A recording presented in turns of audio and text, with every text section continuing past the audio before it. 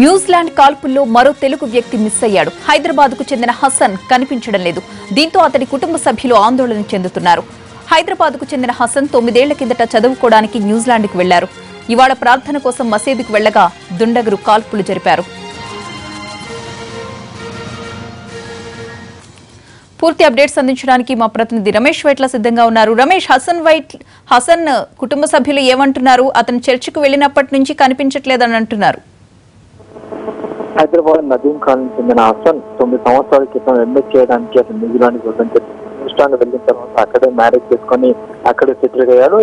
అతనికి 2 పిల్లలు ఉన్నారు. అయితే ప్రతి వారం కూడా ప్రతి ఫ్రైడే రోజు కూడా హసన్ తప్పనిసరిగా ఇదే చర్చికి వెళ్తాడని చెప్పి కూడా కుటుంబ సభ్యులు చెప్తున్నారు. అయితే ఇవాళ కూడా హసన్ తన ప్రార్థన కోసం ఈ చర్చికి వెళ్లిన సమయంలోనే కాల్పులు జరిగినట్లు కుటుంబ సభ్యులు చెప్తున్నారు. అయితే కాల్పులు జరిగిన వెంటనే హసన్ కుటుంబ సభ్యులు హైదరాబాద్ లో నదీం ఖాన్ లో ఉంటున్న కుటుంబ సభ్యులు హసన్ కి ఫోన్ చేసే ప్రయత్నం చేశారు. అయితే హసన్ ఫోన్ మాత్రం రింగ్ అవుతుంది, అతను లిఫ్ట్ చేయట్లేదని చెప్పి కూడా కుటుంబ సభ్యులు ఆందోళన చేస్తున్నారు. అయితే అతనికి సంబంధించిన సమాచారం ఇప్పటివరకు తమకు అందట్లేదు. కొత్త భార్య పిల్లలు కూడా కాంటాక్ట్ చేసినప్పుడు కూడా వాళ్ళ నుంచి కూడా సమాచారం రావట్లేదని చెప్పి కూడా ప్రస్తుతానికి కుటుంబ సభ్యులు ఆందోళన వ్యక్తం చేస్తున్నారు. ఇందుకు సంబంధించి కుటుంబ సభ్యులు అటు ప్రభుత్వాన్ని కూడా రిక్వెస్ట్ చేస్తున్నారు. తమ కుమారుడి ఆచూకీ తెలపాలి, తమ కుమారుడు ఎక్కడున్నాడు, ఎలా ఉన్నాడు, నిజంగా కాల్పులో గాయపడితే హాస్పిటల్లో చికిత్స పోతున్నాడా, అతని ఫోన్ రింగ్ అవుతుంది అయినప్పుడు కూడా ఎవరు లిఫ్ట్ చేయట్లేదు. కాబట్టి ఏదైనా జరిగి ఉండదా ఒక అనుమానాన్ని కుటుంబ సభ్యులు వ్యక్తం చేస్తున్నారు. ప్రస్తుతానికైతే హసన్ ఆచూకీ కోసం హసన్ సంబంధించిన మిస్సింగ్ ఇప్పటివరకు ఎప్పటి నుంచి పెట్టింది అప్పటి నుంచి కూడా పూర్తిగా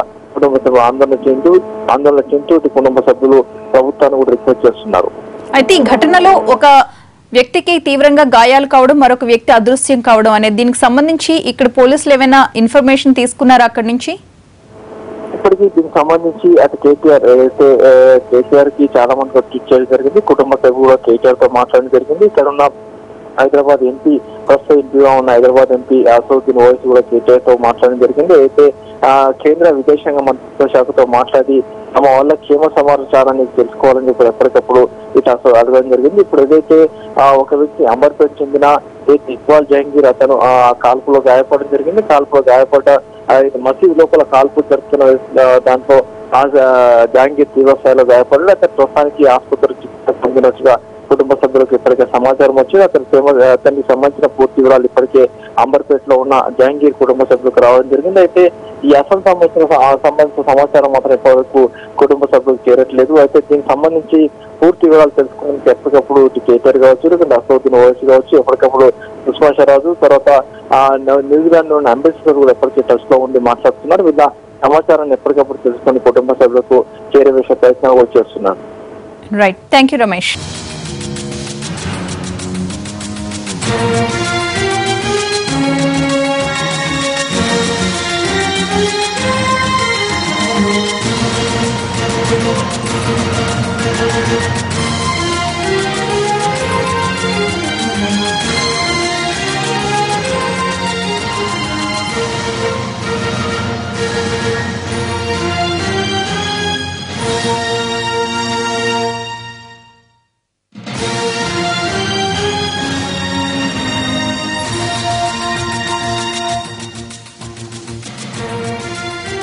న్యూజిలాండ్ లో కాల్పులు జరిగాయి. ఈ కాల్పుల్లో ఓ తెలుగు వ్యక్తికి తీవ్ర గాయాలయ్యాయి. క్రైస్ట్ చర్చ్ లో జరిగిన కాల్పుల్లో ఇక్బాల్ జహంగీర్ అనే వ్యక్తి తీవ్రంగా గాయపడ్డాడు. అతనికి గాయాలైనట్టు కుటుంబ సభ్యులకు సమాచారం ఇచ్చారు అక్కడ అధికారులు.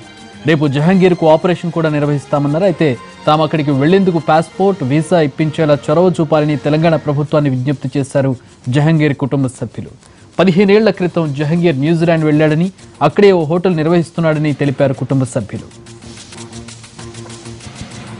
జహంగీర్ ఆరోగ్య పరిస్థితిపై కుటుంబ సభ్యులకు ఎలాంటి సమాచారం అందింది? పూర్తి వివరాలు మా ప్రతినిధి కమల్ అందిస్తారు. న్యూజిలాండ్లో జరిగిన కాల్పులో హైదరాబాద్ అంబర్పేటకు చెందినటువంటి జహంగీర్ తీవ్రంగా గాయపడ్డాడు. అతని సోదరుడు ఖుర్షీద్ ప్రస్తుతం అంతా ఉన్నారు. ఖుర్షీద్ గారు, చెప్పండి, అసలు ఏం జరిగింది, మీకు ఎప్పుడు సమాచారం వచ్చింది? అంటే దాదాపు మన ఇండియన్ 11:30 టైంకు అక్కడ న్యూజిలాండ్ 6 అవర్స్ వెళ్ళారు. వాళ్ళ ఫ్రైడే ప్రేయర్లో తమ్ముడు he has gone for the prayer. ఆ టైంలో ఇది ఇన్సిడెంట్ జరిగిందంట. ఒక 2 అవర్స్ తర్వాత మాకు అక్కడి నుంచి కాల్ వచ్చింది. కాల్తో పాటు ఇది వీడియో కూడా పంపించారు. అంటే దానిలో చూసాం బ్రదర్ కూడా సివియర్గా ఇంజూర్డ్ అయిండు.